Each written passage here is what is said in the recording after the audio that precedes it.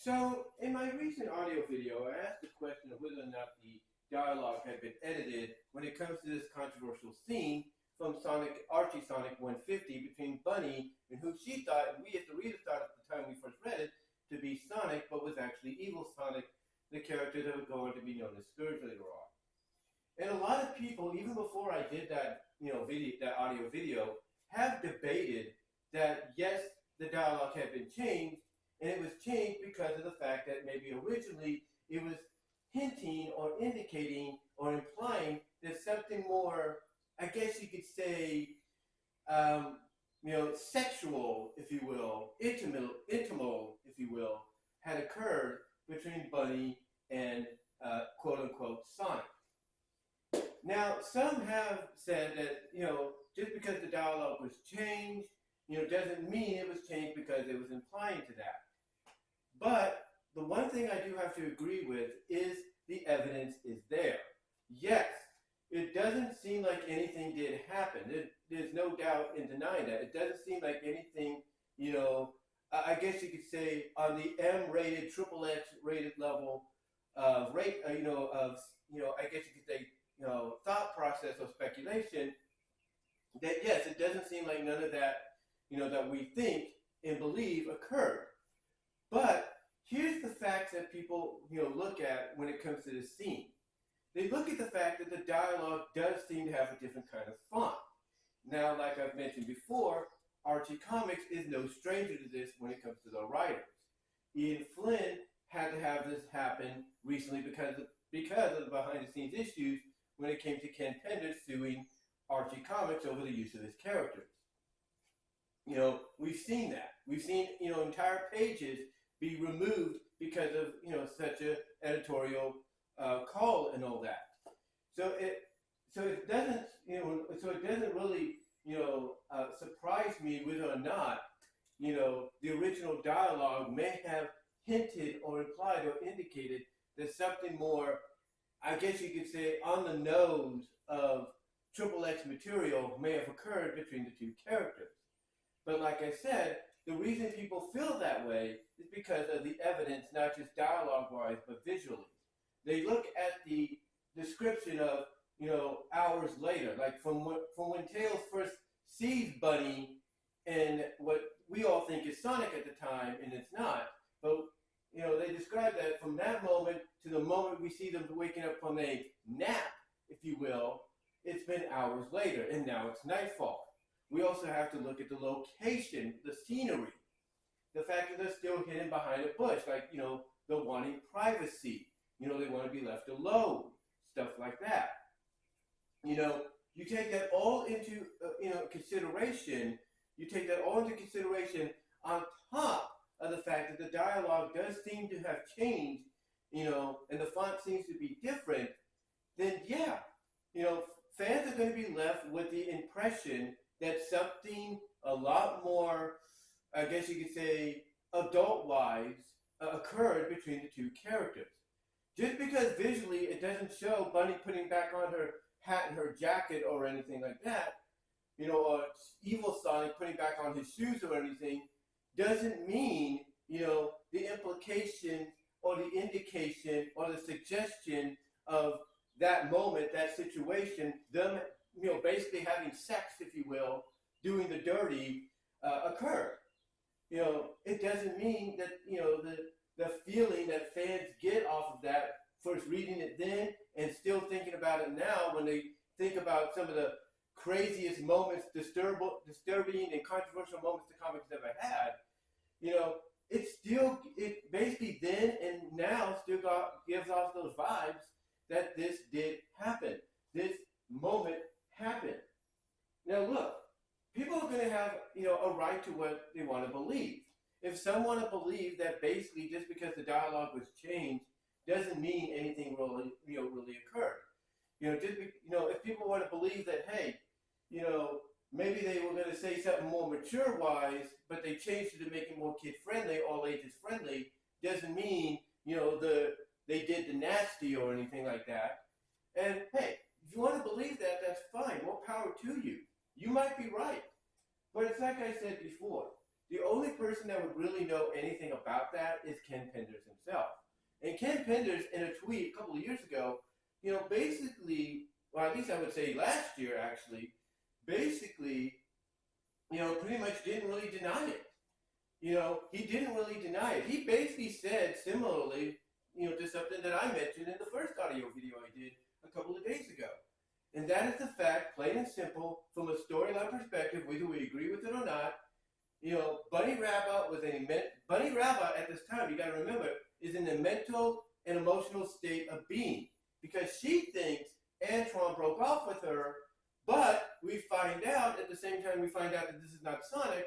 We find out that the Antoine that broke up with her is the evil doppelganger of Antoine, known as Anti-Antoine, later known as Pat. And that is why the breakup happened, because, of somebody that, was not from her world and was not her Antoine. So of course, it mentally messed with her. It emotionally and mentally screwed with her to the point that she was desperate to find love again and thinking that, oh my God, Sugar Hog, as she would call him, is, actually finding interest in her now, not realizing this is not, her friend, her real friend. She's going to go with it. She's not going to think straight. And basically, Evil Sonic Scourge, this being his MO, if you will, he's going to take advantage of that. He's going to take advantage to basically get with her, have a very intimate moment, if not more so. And basically, Ken, when he tweeted out what he did, basically, like I said, he didn't straight out fully say that, hey, these two did the nasty, but he's not denying it. He's not denying it. And that's another piece of evidence. That's another piece of evidence, ladies and gentlemen, that fans use to pretty much back up what they feel indeed happened. Because when you look at the dialogue change and everything and how the font's different, between Bunnie and Sonic, if you will, quote unquote. And then, of course, the fact that it's described to take place hours after, Tails discovers them making out, and they're still behind the bushes, and it's nighttime, and they're waking up from a nap.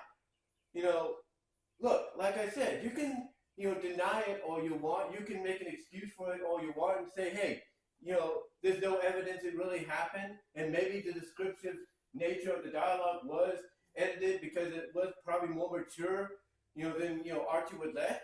And like I said, that's fine, more power to you, but everything that I just pointed out is there to back up the fact that, yes, there is a strong case to say that in this comic, with this anniversary issue known as 150, that yes, Bunnie Rabbit and who she thought was Sonic, quote unquote, may have done, if not indeed do, the dirty. They basically had sex. Long story short. There's no easy way to say it. Or, to explain it. They basically had sex. And again, I understand people will not want to try to sometimes accept that because this is supposed to be an old ages comic. But, again, like I've mentioned and others have pointed out, this story written by Ken Penders, this is a guy who later on came out and admitted one of the stories he wanted to do. One of the stories he wanted to do was Joffrey St. John doing the nasty with Sally and beating Sonic to the punch of taking her virginity. And we have to remember that Joffrey, in continuity, is older than Sally. He's like 21, 22, she's like 16, 17. People would consider that disgusting and irrelevant and just, not right. Just sexual assault and sexual abuse and rape and all that. People put, that idea that he had in that category. So, again, when you basically say that, when you basically say that there's no way he would let something like that happen in 150, or even, suggest that occurred between Bunnie and who she thought was Sonic at the time, again, he's not denying it. He didn't deny it in his tweet last year. And also the evidence is there visually and editorial dialogue-wise. Visual-wise, the evidence is there. Description-wise, the evidence is there. you know, dialogue, editorial wise, you know, the evidence is there.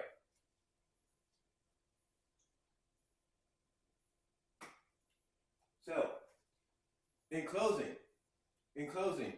do I think, if I just check something here, do I think honestly that, you know, straightforward, because, you know, we can dance around this all we want, but as a longtime fan, looking back at it myself, and I'm someone that for the longest time would deny that Ian Flynn would have Eggman gut and take apart and rebuild, you know, Sally as a weaponized.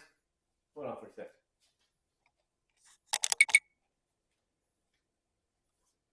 Like I said, basically, for the longest time, you know, I would deny that Ian Flynn would allow, you know, Eggman in story to, you know, take apart and, you know, rebuild and weaponize Sally when she was Mecha Sally into the weaponized Mecha Sally. But over time, I've come to accept the fact that, yeah, that probably did likely happen, even though we didn't visually see it happen. We saw, though, the beginning stages of it.